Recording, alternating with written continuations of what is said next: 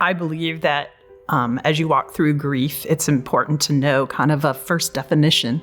Author and speaker Brené Brown says, grief is processing several emotions as you attempt to reaffirm or reconstruct a world of meaning and purpose after the loss. There are a few things that I believe are true.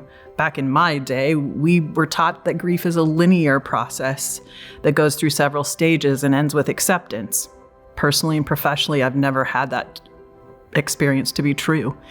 And so I think instead, when you're processing the emotions, they look like any emotion you could possibly think of pasted on the outside of a ball, and that ball sits on the floor.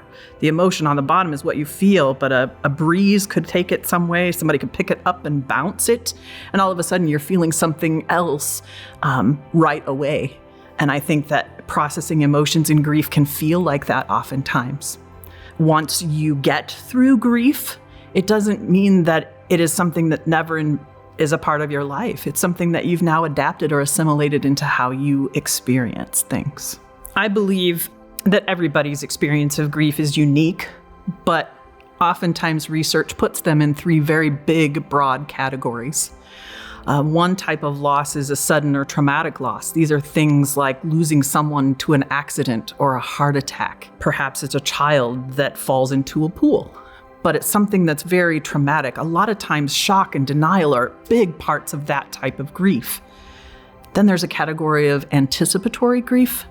So these are the griefs that happen because someone is going through a very long illness. Maybe somebody has muscular dystrophy and their ability to be mobile is declining. Maybe it's people who have experienced cancer and they go through a long journey. And sometimes it's dementia, where you watch that loved one continue to move forward and to lose part of who they are. The runway is usually a lot longer, and goodbyes start with the lasts. And so those things I think are super important to understand when you can see the grief coming. The last one is something that the research calls disenfranchised grief. And those are just grief losses that happen, and society may not consider them really grief. I think our society's gotten a lot better with miscarriages for people because there's not a baby and there's not a name, and sometimes there's not a burial in those situations. But disenfranchised grief can include a job loss or divorce or a move.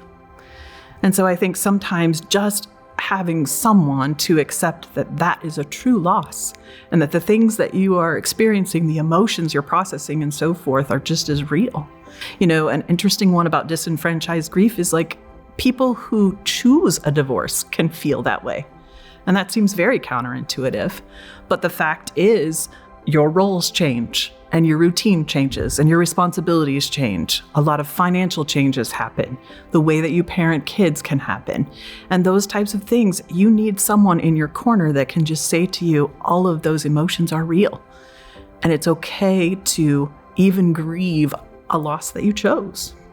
The last thing that I would love to talk about is the fact that I believe that grief is really hard on relationships, especially the ones that are closest to you. And so, I think that a few things are just really important when it comes to those relationships. You experience the loss perhaps of the same person, but your relationship to that person is a little bit different. So I would just encourage you, listen well to the other person's journey of grief because it's different than yours, even though they're a loved one too. I think that it's also important to give as much grace as you can to them, even though you don't understand that. At the same time, I think that relationships change, so you need to talk to that person about how your relationship to them has changed and what you want moving forward. I lost a grandparent as early as 12 years old, but then I've also lost my first husband. 5 months after our engagement, he found out he had terminal cancer, and he died 10 months after we got married. Other losses include my father, and then in 2019, my brother was diagnosed with stage 4 cancer, and 2 months later, my sister was. Early 2020, we lost my sister, and in late 2020, we lost my brother. those have impacted everything as far as my family relationships and the difficulties that come when everybody is grieving differently. That side of the family has 28 people, and you can imagine 28 individuals trying to grieve. It looks and feels very difficult. Getting together with that side of the family is awkward and stilted and difficult. But what I have learned, or the things that I've shared, is that I want to give my family members a lot of grace to experience the grief in their own way. And I want to tell them how much their relationship means to me and what I need from them now. I can't just let my family go on grieving in their own way and keep walking apart, but instead to say these relationships are important to me and why. So I want them to know that I love them, but I also need them. I would say no matter whether you have a faith in God or not, that questions of why God come up when it comes to grief and loss. And one thing that I have learned is that God isn't afraid of those questions, and he's not afraid of wrestling with you on the hard things. I don't understand why a father would be taken or a mother would be taken. I don't understand what purpose God has in that in the long haul or how that fits into his plan. But what I do know is that my emotions can be brought to him and that he'll listen and that he'll be patient with me as I'm angry or that I'm super sad or that I just am so distraught that I don't know what to do.